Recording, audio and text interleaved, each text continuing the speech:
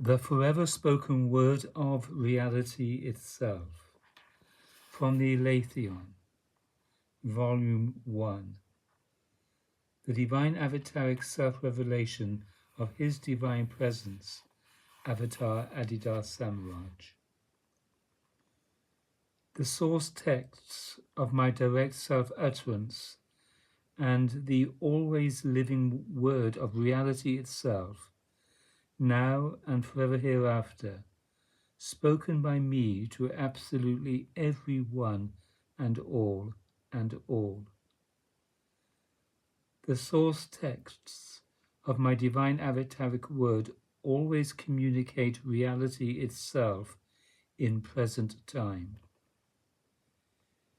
The source texts of my divine avataric word are the perpetual and now and forever hereafter always direct and non-mediated self-utterance of my real person as I am.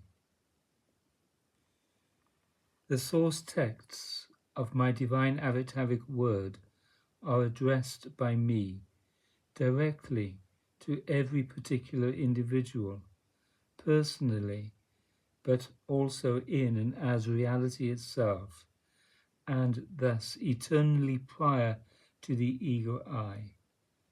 Such is the uniqueness of the forever spoken word of reality itself.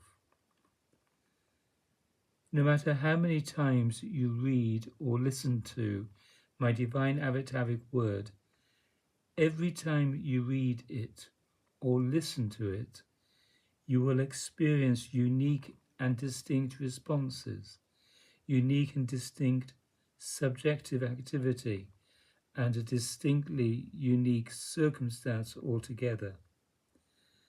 Nevertheless, the reason that my divine avataric word is in reality new every time you approach it is not simply that you are always going through changes. Rather, the reason my divine avataric word is always new and always now is that it is the direct self-utterance of reality itself, which is always already prior to time, space, location, point of view, and ego I.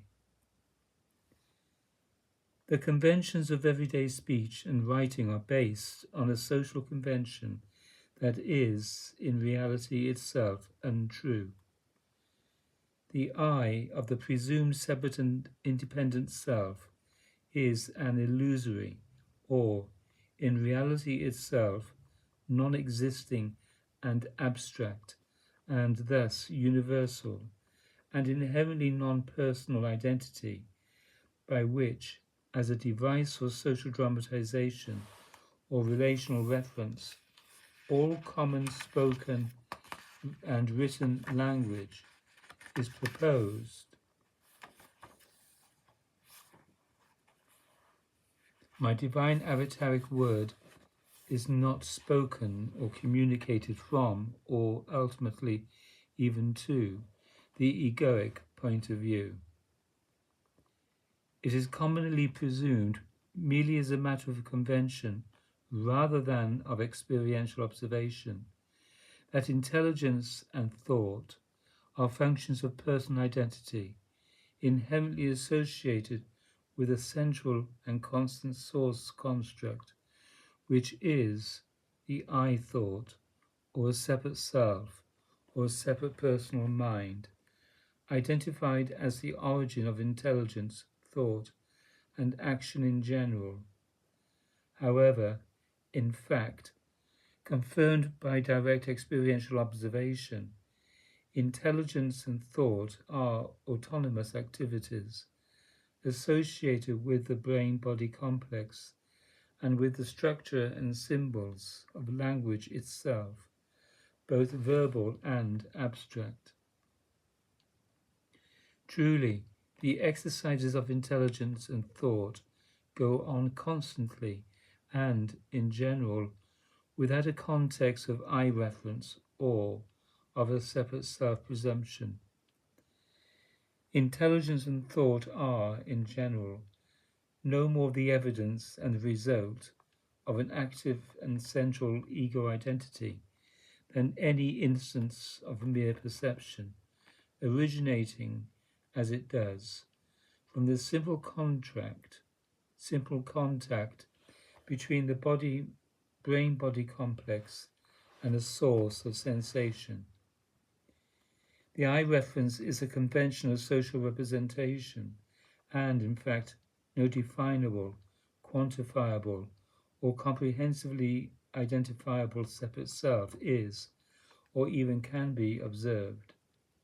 Likewise, no separate, definable, quantifiable, or comprehensively identifiable personal mind is, or even can be experienced, or by any means known. Thus, the I reference, the separate self, and the separate personal mind are mere and otherwise unknowable conventions of common speech, and otherwise or in, of, and as themselves. They are fictitious entities or socially and subjectively presumed myths. In general, the I thought does not arise in the context of active intelligence and active thought. The exercise of intelligence and thought does not, in general, include I references, as if to remind oneself who is thinking, reading, counting, perceiving, talking, and walking. Thus, the I reference is, in general, reserved for socially interactive communication and other forms of socially dramatizing or socially speaking mind, and otherwise, the I thought or I concept does not arise in the reveries of intelligence and thought, whether in the waking state or in the dreaming state. My divine avataric word is primarily a spoken message. However, that message is not spoken by an ego I, nor is that message spoken either originally or forever hereafter in any then present time moment within a mere social context, or as an address to any mere social ego.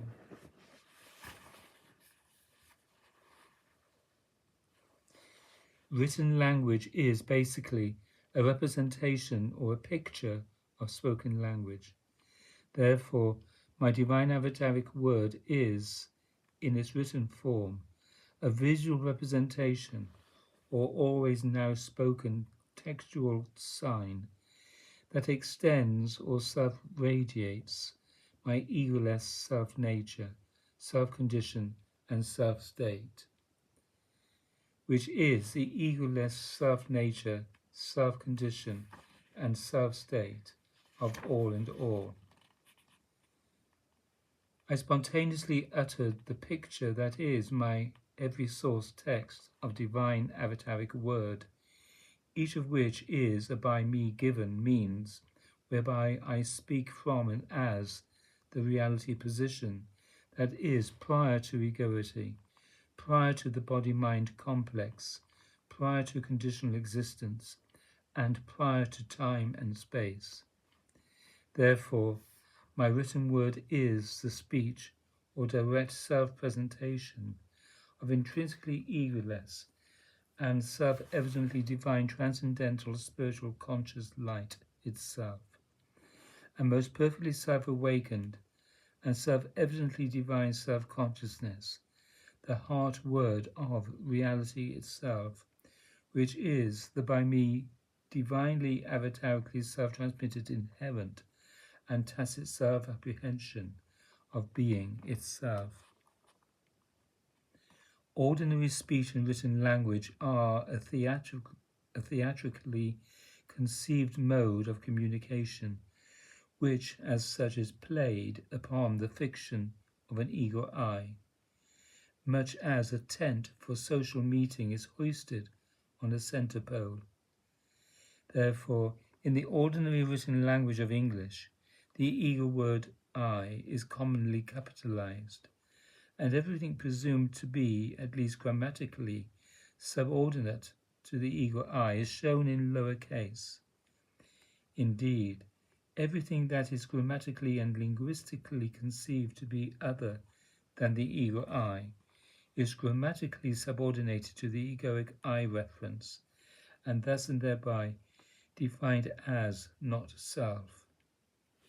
Any presumed persons grammatically identified as other than the principal subject or speaker are commonly shown in lowercase only, unless they are being addressed or referred to by name. Capitalization is otherwise commonly reserved for big meanings, or whatever the fictional ego I presumes to be somehow great, or even larger, and therefore the ego presumes greatly other than itself. Thus, the fiction of ego I is a mere grammatically convention, as is either other and indeed all of not self. The ego I, the other, all of not self, and all of separateness, all of relatedness, all of otherness, and all of difference is a mere convention of speech and of speech-born thought. In this manner, grammar, or the conventional logic inherent in the autonomous proceedings of language itself, rules both daily life and all of human thought and philosophy, unless reality itself, which is truth itself, intervenes and subordinates all language to itself.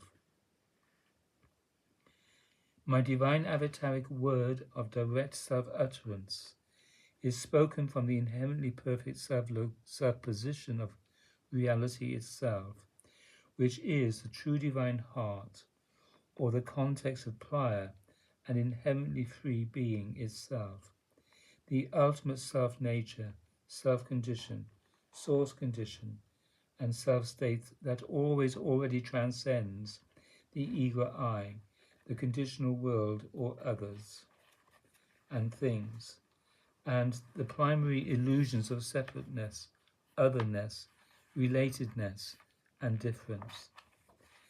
Therefore, my divine avataric word always presumes and communicates a view of the world and of truth that is prior to egoity and prior to the vision of the world and the vision of truth made by the theatrically presumed fictional character or the merely grammatically originated and thus and thereby conventionally presumed social persona of ego I.